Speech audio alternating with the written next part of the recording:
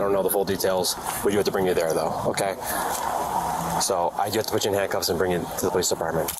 Just a down drill. Yes. Former special education teacher and soccer coach in Illinois is accused of grooming and sexually abusing a student. And what police first believed was a one-time incident has now exploded into more than 50 charges. Oh my God. And the craziest part is, the arrest footage doesn't even feel real until you hear what prosecutors later claimed in court. Christina Formula was working at South Downers Grove High School near Chicago, and back in March, police pulled her over and followed her into her driveway. Hey, how you doing? Hi. Officer Guzman with Downers Grove. Do you have your license on you? Yes. Tonight. Yeah, I'm gonna explain. I'm sure you're confused. I'll explain everything to you. You're Christina? Yes. Okay, Christina, do me a favor. Can you step out of the car for me? I know you're confused. I'll explain everything to you. At first, she's calm, but within seconds you can hear the confusion in her voice. You don't have anything on you? You can just grab whatever you need. Whatever I need.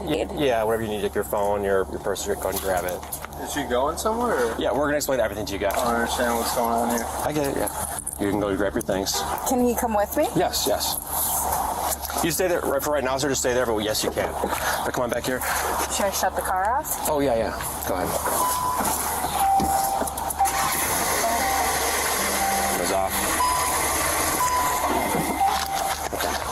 Let's right back over here. So, we do have an investigation going on. We have to talk to you about it at the police department, okay? She keeps saying she doesn't understand what's happening, and the officer tells her there's an investigation and she needs to come to the station. Then comes the moment where it gets heavy. The officer tells her he has to put her in handcuffs, not because she's resisting, but because that's just how they have to transport her. So we're going to explain everything to you there. It's not my investigation. I don't know the full details. We do have to bring you there, though, okay? So I do have to put you in handcuffs and bring you to the police department. Just a down drill. Handcuffs? Yes, unfortunately, yes. I'm like willing to go with you. I get it, yeah. Unfortunately, we have to do it that way. So do me a favor, we just take this off. Can I ask you Of course, yeah. It's not, like I said, it's not my investigation. Obviously, we're here for a reason. So go ahead and turn around for me.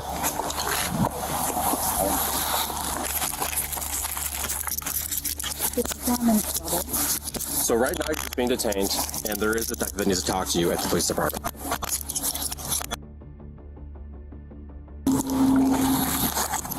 So we'll let, if your husband know, he can just come to the police department as well if he wants to wait for you there. I'm like... I get it. You have a lot of questions. So scared. And you can hear it in her voice. She's scared, and she's asking questions he's refusing to answer. She keeps trying to get some clue, anything. Like, can you at least tell me what this is about? But all she gets is the same response. It's an investigation. The detective will explain everything when you get there. So what started all of this? Yeah, everything's okay. We just need to talk to you at the police department, that's all. Nothing else on your pocket right now? Anything else? My phone. Just your phone? Here. Okay. Okay, all right, we're heading sitting back in this car. On the other side. Once you get to the police department, you'll talk to the detective and he'll explain everything to you. But you can't even give me like an idea as to what this is about? Other than just an investigation, that's all I can really tell you right now. I'm sorry. I wish I could tell you more. Is he coming with me? We'll let him know right now. We're just going to Downers Grove, so 10 minutes away. No, I know, but I really would prefer that my husband's with me. Of course.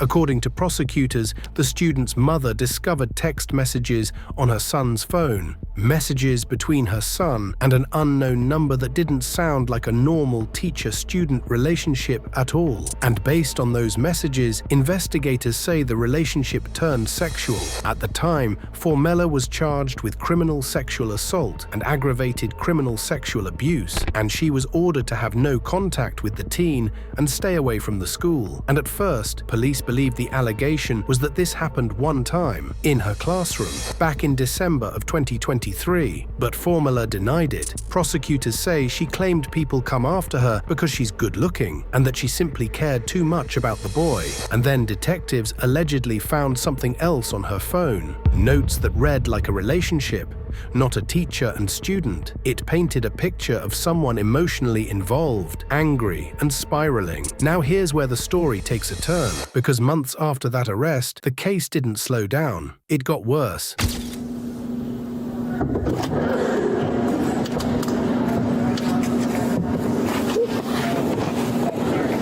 just gonna put your seatbelt on. Unless they're able to reach it down there. Alright. Sure you don't want a tissue or something? I'm feeling I'm gonna throw up. A bag? Yes, please. Alright. Shauna, can you grab like a bag out of there? Possibly a drunk driver. No complaints tonight, though. Hey, can you get like a bag just in case she gets nauseous? In June, a grand jury indicted Christina Formella on more than 50 counts, including criminal sexual assault, aggravated criminal sexual abuse, indecent solicitation of a child, and multiple grooming charges. And prosecutors told the court the reason they wanted her detained until trial was simple. They said what was originally believed to be one incident was not even close. According to prosecutors, a follow-up forensic interview with the teen and more messages revealed what they described as a much longer pattern. Connect again soon in a positive way. We will both get the closure we need in order to move on in a healthy way. We will be able to be a part of each other's lives forever. We will be in each other's lives forever. We will be able to love each other while also living our own lives. They argued that the grooming started when the boy was just 14 years old, only months after he entered high school. They claimed she manipulated him into believing he was the most important person in her life, that he was special, and that she created a false sense of security to pull him closer. Then prosecutors dropped the most disturbing claim of all. They argued that the abuse didn't happen once. They claimed it happened dozens of times, alleging the teen said it happened at least 45 times. They also told the court there were close calls, including text messages where the teen and Formella allegedly talked about a teacher almost walking in on them, and prosecutors claimed she used control tactics to keep it hidden, ordering the boy to delete messages, turn off location tracking, and avoid situations where cameras or neighbors could expose what was happening. So with allegations that serious, prosecutors pushed hard to have her jailed until trial. They argued she was a real and present danger, but the defense fought back. Her attorneys argued there were no allegations involving other students. It's not one specific articulable fact that would cause any type of worry about anybody else in the community whatsoever. There has never been an allegation of all the students that she saw in the school, other than the teen, that anybody was ever inappropriately contacted, spoken to in any which way at all. There is nobody in her neighborhood that ever complained that Christina ever did anything inappropriate with anybody else in the community. No complaints from the community, and that she had gone months without any new inappropriate contact. They also told the judge she underwent a risk assessment and scored as low risk, and in the end, the judge didn't ignore the seriousness of what was being alleged.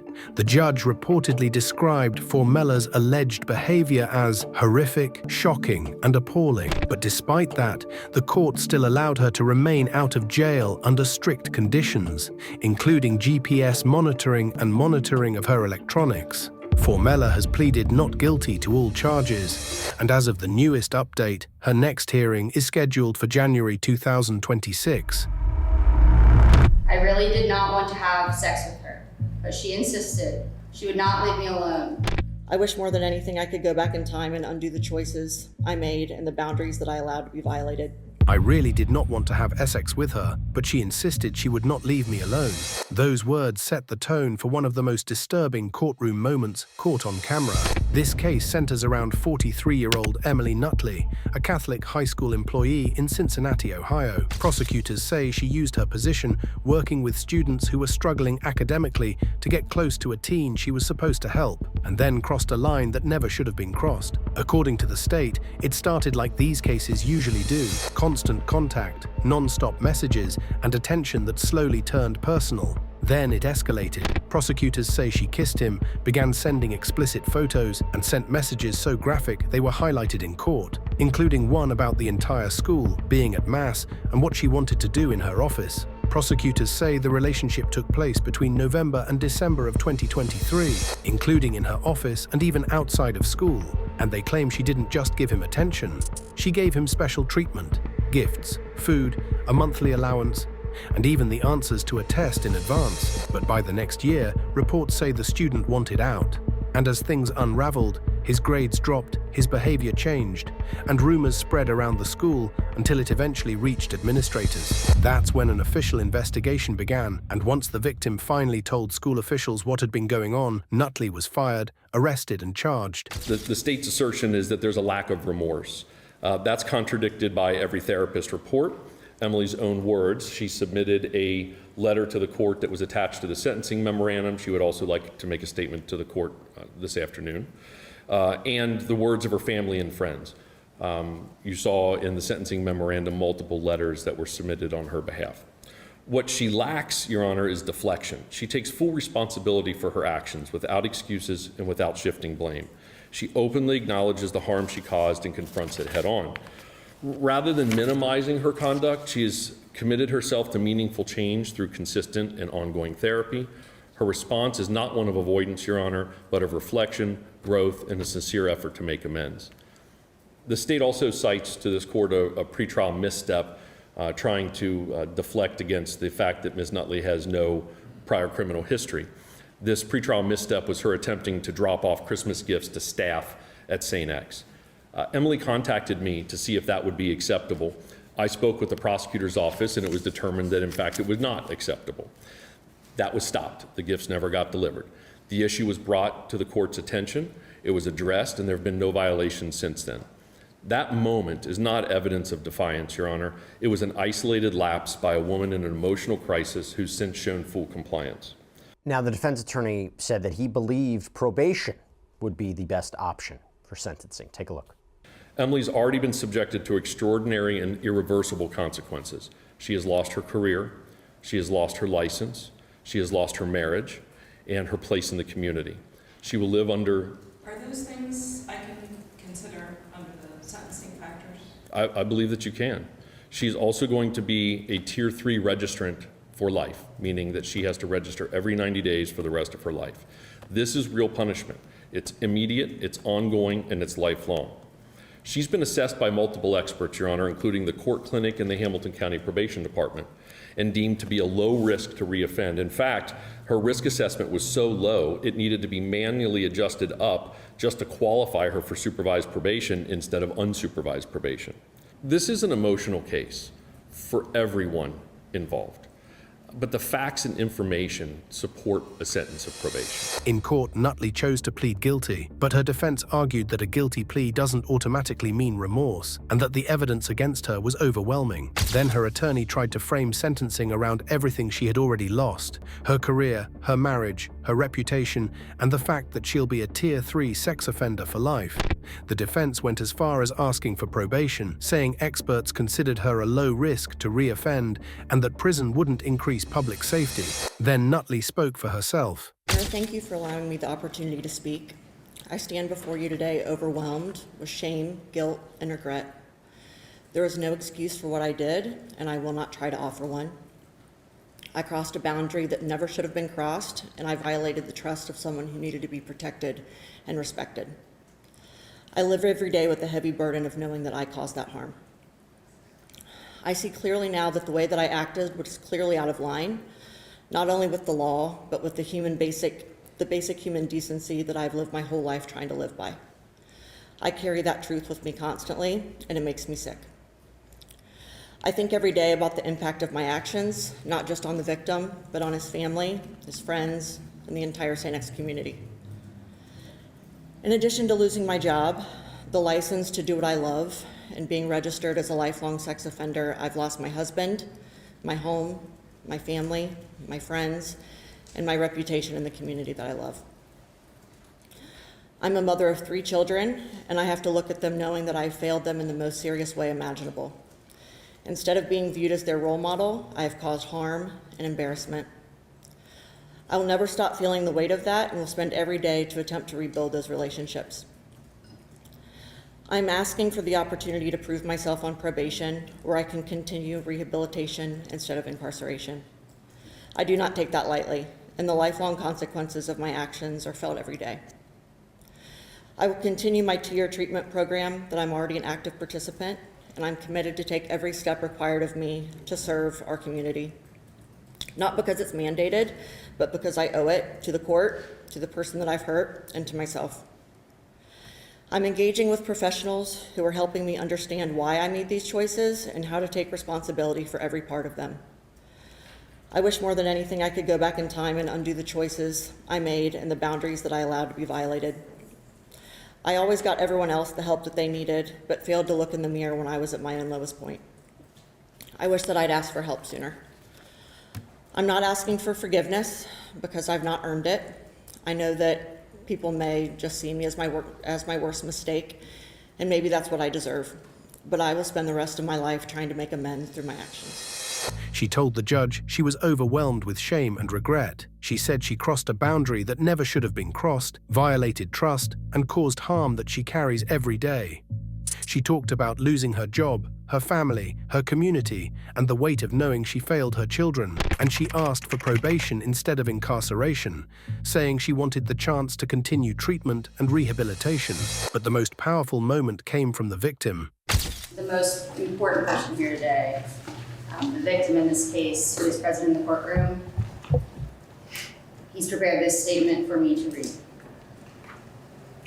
Judge Branch, thank you for listening to me and for reading all of my family's letters. This entire situation altered my high school experience and altered my life.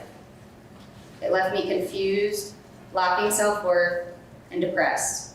When the abuse started, I didn't realize how I was being taken advantage of. I didn't know what grooming was until I was sitting in class after it had happened and realized that's what she did to me. I really did not want to have sex with her, but she insisted. She would not leave me alone. She told me she would kill herself when I tried to end it. I didn't know how to get out of the situation. I finally decided that I didn't want her to do this to anyone else. I told the truth. What transpired after was even worse. The social media, constant harassment and pestering. Even this past weekend at my state championship, the other team student section yelled, "Where's your teacher?" and her name through the whole game. I can't get away from this. I have a hard time trusting people, especially authority figures. Judge Branch, I am respectfully asking that she be given the maximum penalty, being 10 years. Thank you. In his impact statement, he said this situation altered his high school experience and his life. He described feeling confused, depressed, and lacking self-worth, and said he didn't even understand what grooming was until after it happened.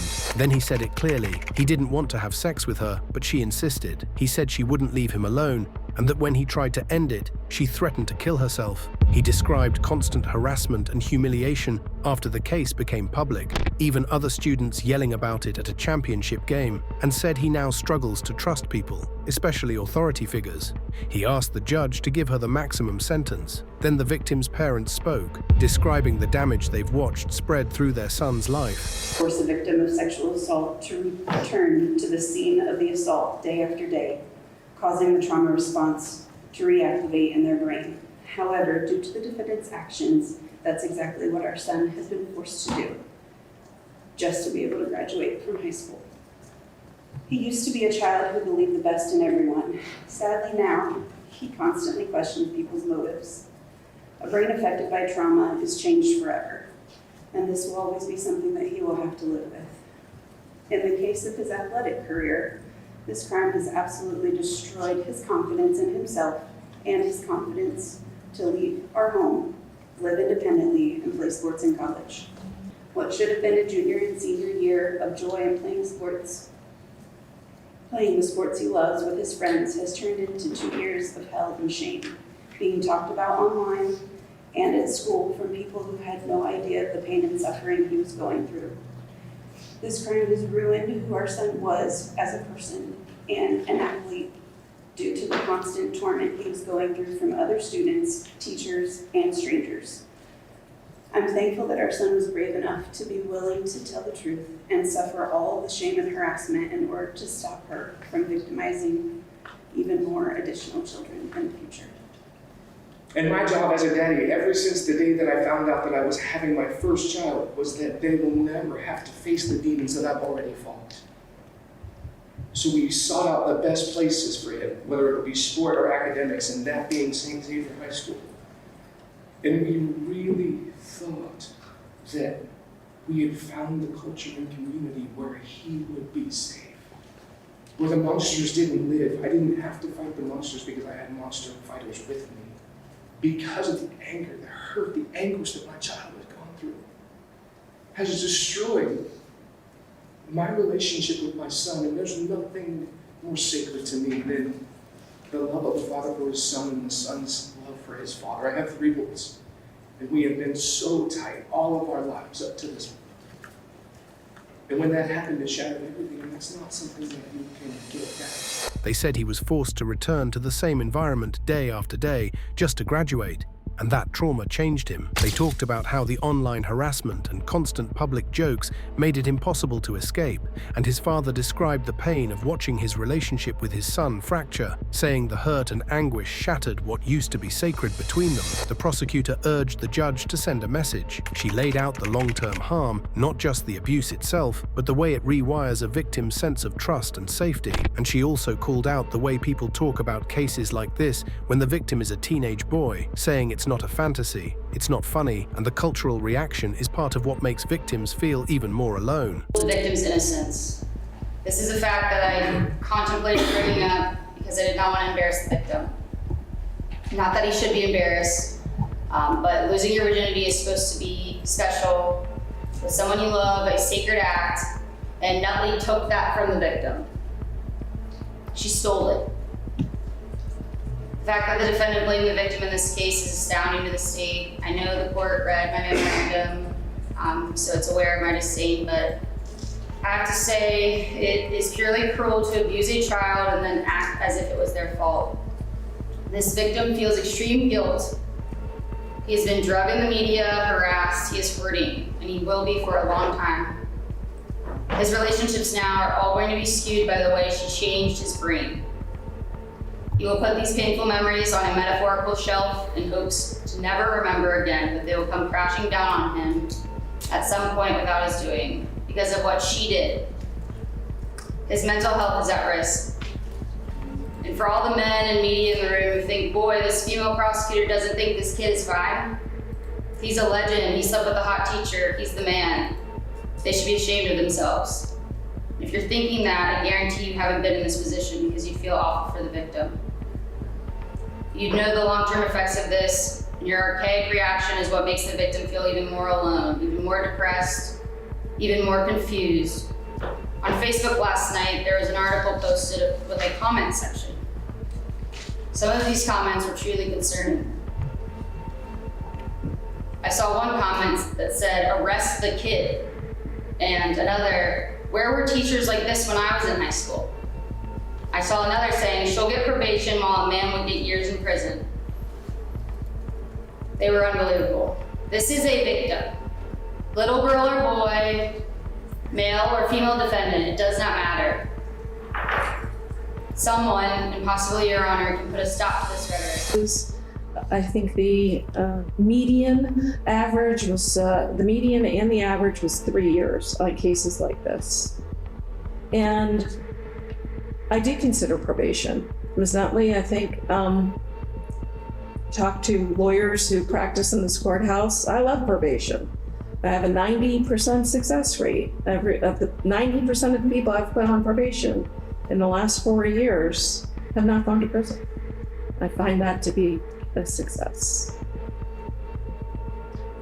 But in this situation, I believe that the proper sentence is 3 years in prison on count 1, 3 years on count 5 to be served at the same time, for an aggregate sentence of 3 years in prison.